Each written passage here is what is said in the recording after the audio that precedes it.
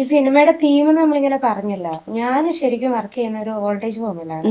അവിടുത്തെ media coordinator ആയിട്ടാണ് ഞാൻ വർക്ക് ചെയ്യുന്നത്. അപ്പൊ അപ്പാർട്ട് ഫ്രം സിംഗിങ് അതെ അതെ, എന്റെ ഷോയുടെ ഇടയ്ക്ക് എന്റെ പ്രോഗ്രാമിന്റെ ഇടയ്ക്ക് എനിക്ക് സമയം കിട്ടുമ്പോഴൊക്കെ ഞാൻ അവിടെ പത്തനംതിട്ട ജില്ലയിലെ കിടങ്ങന്നൂർ എന്ന് പറയുന്ന ഗ്രാമത്തിലെ അമ്മ വീട് കരുണാലയം. 8 വർഷമായിട്ട് അവിടെ വർക്ക് ചെയ്യുന്നുണ്ട്. ഞാൻ ഒരിക്കലും പ്രതീക്ഷിച്ചില്ല ഇത്രയും വർഷം കാത്തിരുന്നത്. നമ്മുടെ മൂവിയുടെ ഒരു സ്റ്റോറിയും ഏകദേശം പ്രായമുള്ള അച്ഛനമ്മമാരെ ഒരു കഥ പറയുന്നുണ്ട്.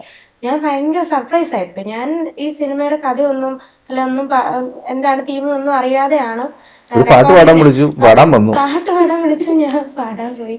അവിടെ ചെന്നിരുന്ന് നമുക്ക് ഇതുപോലെ ഒരു ഇന്റർവ്യൂ ഉണ്ടായിരുന്നു. അപ്പൊ അതിലാണ് ഇതിന്റെ തീമും കാര്യങ്ങളും വന്നപ്പോ ഞാൻ ശരിക്കും സർപ്രൈസ് ആയിപ്പോയി. കാരണം എന്നെ കണക്ട് ചെയ്ത് നിൽക്കുന്ന ഒരു വിഷയം തന്നെയാണ് ഇതിലും ഉണ്ടായിരുന്നത്. ഭയങ്കര സന്തോഷമായിപ്പോയി. ഞങ്ങൾ അങ്ങനെ നമ്മുടെ ഫസ്റ്റ് മോഷൻ പോസ്റ്റർ ലോഞ്ച് നമ്മുടെ കരുണാലയം അമ്മ വീട്ടിൽ വെച്ചിട്ടായിരുന്നു. അപ്പൊ അവിടെ നമ്മുടെ ഈ ലോഞ്ചിന്റെ ഭാഗമായിട്ട് അച്ഛനമ്മമാരുടെ ഒരു ഫാഷൻ ഷോ ഒക്കെ കണ്ടക്ട് ചെയ്തിട്ടുണ്ടായിരുന്നു. അത് ഒരു ചരിത്രമായിട്ട് മാറി അന്നത്തെ ഒരു പെർഫോമൻസ്. നമ്മുടെ റാം വാക്കൊക്കെ അച്ഛനമ്മമാരെ 70-80 വയസ്സായ ആൾക്കാരുടെ കുട്ടികളുടെയും കണ്ടിട്ടുണ്ട്, യങ്സ്റ്റേഴ്സിന്റെയും കണ്ടിട്ടുണ്ട്. അവര് ഭയങ്കര വൈറലാണ്. ഇപ്പൊ യൂട്യൂബിലും ഒക്കെ വൈറൽ താരങ്ങളാണ്. ഒരു സുമതി അമ്മ, രവീന്ദ്രൻ അച്ഛൻ, അത് മാത്രമല്ല കേട്ടോ, ഒരു ചാനൽ തന്നെ ഉണ്ട്,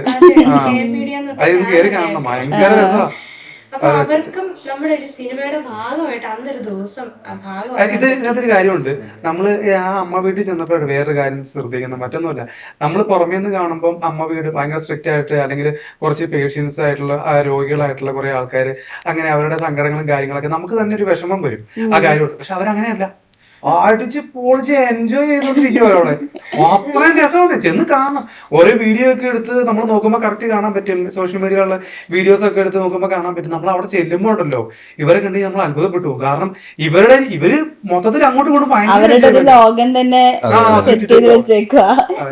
അതന്നെ നമുക്ക് പറയാൻ പറ്റില്ലല്ലോ. അവർക്ക് അവരുടെ വിഷമങ്ങളൊക്കെ മാറ്റി വെച്ച് അവരുടെ പുതിയൊരു ലോകം ഉണ്ടാക്കാന്ന് പറയുമ്പോ അത് വലിയൊരു കാര്യമാണ്. അതിനകത്ത് രോഗമുക്തി ഉണ്ട്. എന്താണെന്ന് വെച്ചാല് ഈ രോഗത്തിൽ നിന്ന്, അതായത് താഴ്ന്നു കിടക്കുന്ന ആൾക്കാരൊക്കെ ഉണ്ട്, ഇവരുടെ ആ ഒരു മൈൻഡ് കൊണ്ട് എഴുന്നേറ്റ് കിടക്കുന്നുണ്ട്. ആ റാംബുവാക്കില് തീരെ, ഞാൻ വേറെ പറഞ്ഞോട്ടോ, തീരെ പറ്റില്ലാത്ത അമ്മച്ചിമാരൊക്കെ അമ്മമാരൊക്കെ ആ റാംബുവാക്കിൽ വന്ന് പങ്കെടുക്കുന്നുണ്ട്. നമ്മൾ അത്ഭുതപ്പെട്ടു. കാരണം അവര് കിടപ്പ് രോഗികളായിരുന്നു.